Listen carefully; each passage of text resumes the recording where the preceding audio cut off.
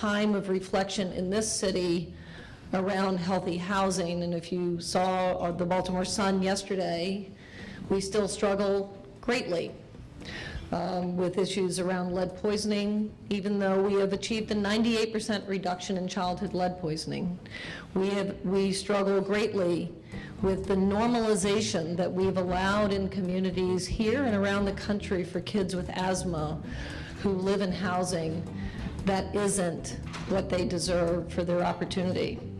But over the next 2.5 days, I think we have put together an enormous group of talented people to basically kick off dialogue and discussion as we try to achieve and find ways to pay for what we know works. By working together, we've achieved remarkable public health successes, and I'm hopeful that the work that you are doing as leaders across this country, here in Baltimore, at this conference, will lead to the same level and more in your jurisdiction. How do you really mash up policy, which is the kind of way in which to scale how people are treated, what they have access to, where they live, and how to balance setting those policies with the reality and the lack of homogeneity that exists amongst populations, particularly with changing demographics. Markets actually don't work for the poor.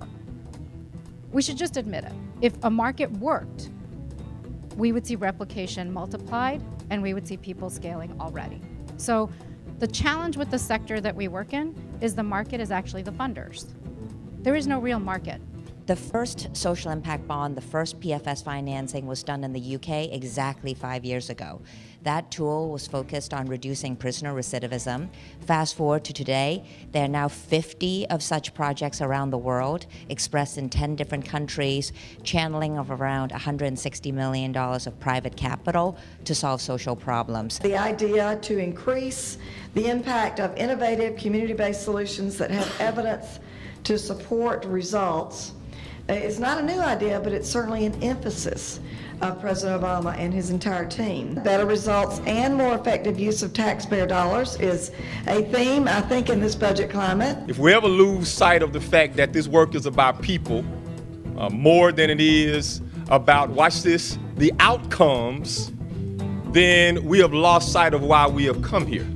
Because any outcome that we seek that's not assigned to a people, then it is an outcome that at the end of the day is not worth your time.